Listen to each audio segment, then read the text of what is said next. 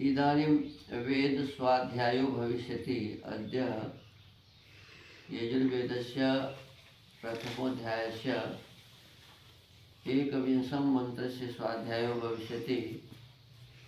स्वाध्यायमान मन्त्रस्य देवस्य त्वा सवितुः इत्येतानि प्रथमानि पदानि सन्ति। अब वेद स्वाध्याय होगा। आज यजुर्वेद के प्रथम अध्याय के 21वें मंत्र का स्वाध्याय किया जाएगा। स्वाध्याय किए जाने वाले मंत्र के देवस्य त्वा सवितुः ये प्रारंभिक पद हैं। ओम देवस्य त्वा सवितुः प्रसवेष्टिनोर्बाहुभ्यां पूष्णो हस्ताभ्यां संवपामि समापो ओषधीभिः समोषधयो रसेन संरेवती जगतीभिः प्रीच्यन्तां संमधुमतिर्मधुमतीभिः प्रीच्यन्ताम्। दो दीर्घकार व हर्षकार दंत य संयुक्त हर्षकार देवस्य तो संयुक्त दीर्घकार त्वा दंत हर्षकार व हर्षईकार तो हर्षोकार विसर्ग सवितुः और संयुक्त हर्षकार दंत हर्षकार व दीर्घकार अवग्रह प्रसवे तालाब विषय व संयुक्त हर्षईकार न दीर्घकार व दीर्घाकार रेप हर्षोकार भय संयुक्त दीर्घाकार अनुस्वार शिनोर बाहुभ्याम प्रसवेश्विनोर बाहुभ्याम एक साथ बोल रहे हैं। प्रसवेश्विनोर बाहुभ्याम और दीर्घकार मुदन संयुक्त दीर्घकार उष्णो हर्षकार दम संयुक्त दीर्घाकार भय संयुक्त दीर्घाकार महलन हस्ताभ्याम दंत सहर्षकार अनुस्वार सन व हर्षकार पद दीर्घाकार महर्षिकार वपामि दंत सहर्षकार मह दीर्घाकार प हर्षकार अग्रह समाप दीर्घ ओ दंत सहर्षकार ध दीर्घकार भ हर्षकार विसर्ग ओषधीभिः दंत सहर्षकार म दीर्घकार दंत सहर्षकार ध हर्षकार य दीर्घकार समोषधयो हर्षकार दंत दीर्घ एकार न हर्षकार रसेन दंत हर्षकार दीर्घ नासिक र दीर्घकार व हर्षकार त दीर्घकार ज हर्षकार रेप ग हर्षकार त दीर्घकार भ हर्षकार विसर्ग संरेवतीर जगतीभिः हर्षकार चय संयुक्त हर्षकार मत संयुक्त दीर्घकार हर्ष नासिक पृच्छ्यन्तां दंत हर्षकार अनुसार सं महर्षकार ध हर्षकार महर्षकार त दीर्घकार महर्षकार एक ध हर्षकार महर्षकार त दीर्घकार भ हर्षकार विसर्ग मधुमतीभिः व हर्षकार चय संयुक्त हर्षकार मत संयुक्त दीर्घकार महलन पृच्छ्यन्तां। इस मंत्र के ऋषि हैं देवस्य त्वेत्यस्य त्वेत्यस्यर्षिः स एष एव यज्ञो देवता सर्वस्य आदौ संवपामीत्यस्य गायत्री छन्दः सर्जा स्वर अन्त्यस्य विराट निचित पंक्ति छन्दः पंचमः स्वर ईश्वरेण याभ्य औषधिभ्योन्नादिकं जायते ताः कथं शुद्धा जायन्त इत्युपदिश्यते। जिन औषधियों से अन्न बनता है वे यज्ञादि करने से कैसे शुद्ध होती हैं, इस विषय का उपदेश अगले मंत्र में किया है। पदार्थ है, हे मनुष्यों, जैसे मैं सवितुः सकल ऐश्वर्य के देने वाले देवस्य परमेश्वर के प्रसवे उत्पन्न किए हुए प्रत्यक्ष संसार में सूर्य लोक के प्रकाश में अश्विनो सूर्य और भूमि के तेज की बाहुभ्याम दृढ़ता से उष्णः पुष्टि करने वाले वायु के हस्ताभ्याम प्राण और अपान से त्वा पूर्वोक्त 3 प्रकार के यज्ञ का संवपामि विस्तार करता हूँ, वैसे ही तुम भी उसको विस्तार से सिद्ध करो। जैसे इस उत्पन्न किए हुए संसार में औषधि भी यवादि औषधियों से आप जल और औषधय औषधि रसेन आनंदकारक रस से तथा जगति भी उत्तम औषधियों से रेवती उत्तम जल और जैसे मधुमती भी अत्यंत मधुर रस युक्त औषधियों से मधुमती अत्यंत उत्तम रस रूप जल ये सब मिलकर वृद्धि युक्त होते हैं, वैसे हम सब लोगों को भी औषधियों से जल और औषधि उत्तम जल से तथा सब उत्तम औषधियों से उत्तम रसयुक्त जल तथा अत्युत्तम मधुर रसयुक्त औषधियों में से प्रशंसनीय रसरूप जल इन सबों को यथा योग्य परस्पर संप्रेक्ष्यंताम युक्ति से वैद्यक व शिल्प शास्त्र की रीत से मेल करना चाहिए। इसके भावार्थ लिखते हैं कि इस मंत्र में लुप्तोपमा अलंकार है। विद्वान मनुष्यों को ईश्वर के उत्पन्न किए हुए सूर्य से प्रकाश को प्राप्त हुए इस संसार में अनेक प्रकार से संप्रयुक्त करने योग्य पदार्थों को मिलाने के योग्य पदार्थों से मेल करके उक्त 3 प्रकार के यज्ञ का अनुष्ठान नित्य करना चाहिए।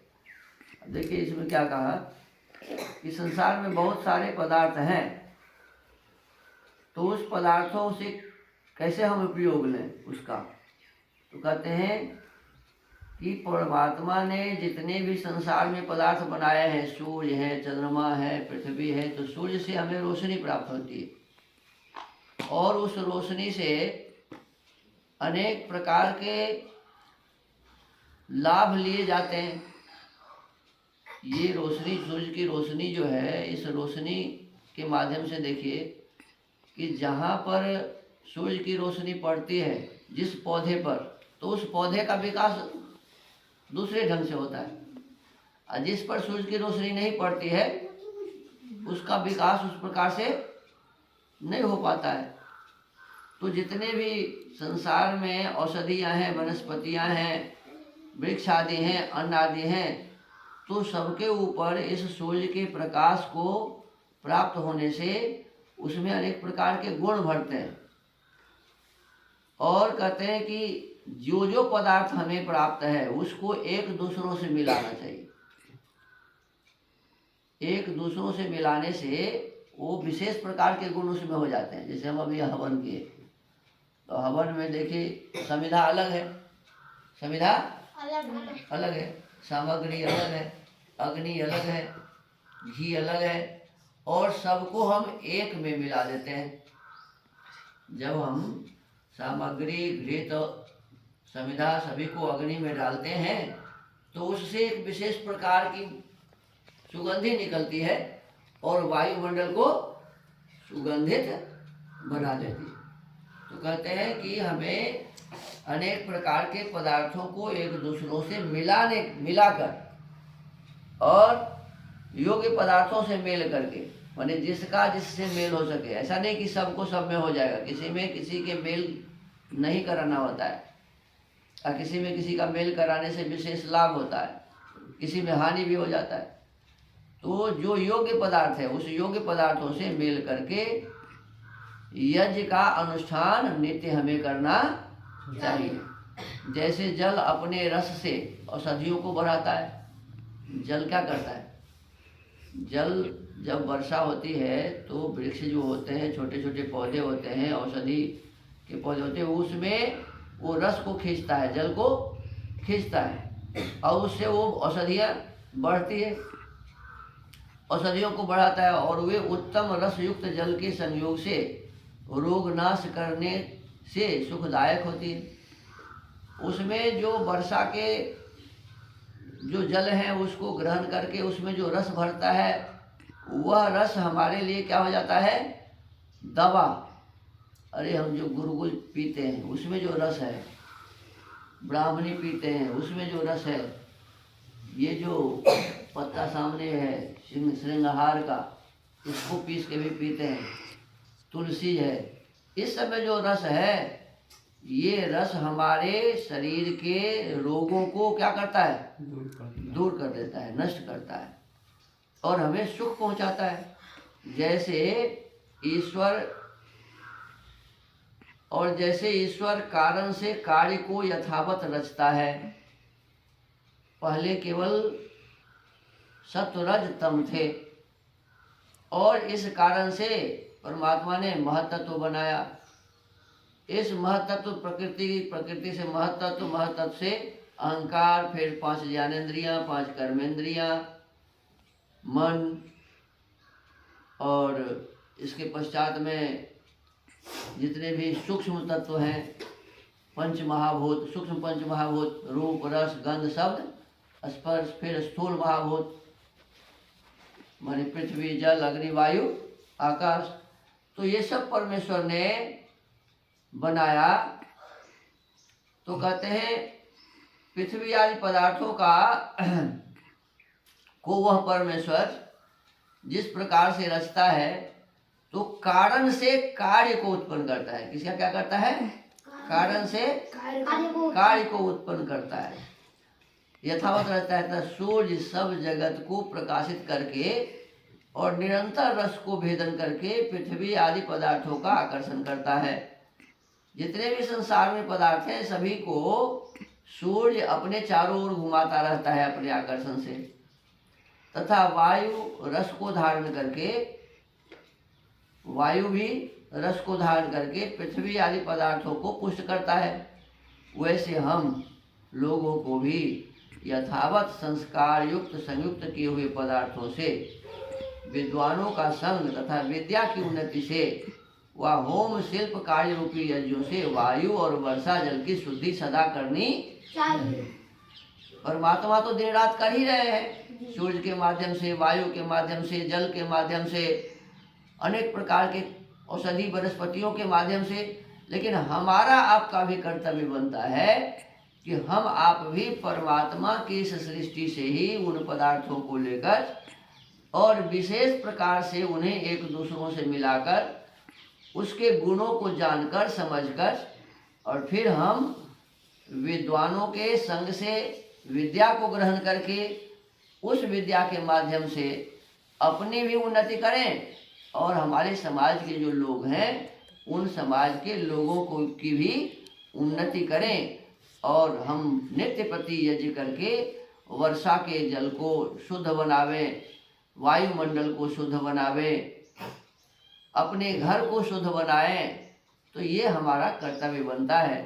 तो आज के मंत्रों में यही विशेष रूप से कहा गया कि परमात्मा दिन रात यज्ञ करते रहते हैं और जैसे परमात्मा दिन रात यज्ञ करते हैं वैसे हम आपको भी परमात्मा के उस गुण को धारण करके, जैसे परमात्मा हमारा कल्याण कर रहे हैं तो हमारा भी क्या फर्ज बनता है, हम भी दूसरों का कल्याण करें, हम भी दूसरों का उपकार करें। दूसरे कैसे सुखी हों, परमात्मा तो यही कर रहे हैं ना, सूर्य के माध्यम से हमें सुखी कर रहे हैं, चंद्रमा के माध्यम से सुखी कर रहे हैं, जल के माध्यम से हमें सुखी कर रहे हैं, वायु के माध्यम से हमें सुखी कर रहे हैं, अनेक प्रकार के अन्न आदि के माध्यम से, फल फूल औषधि वनस्पतियों के माध्यम से हमें सुखी कर रहे हैं, हमें सुख पहुंचा रहे हैं।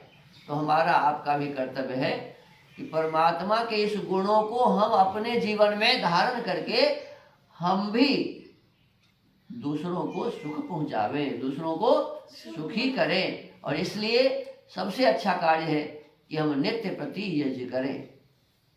तो आज के स्वाध्याय के क्रम को यही विराम देते हैं। ओम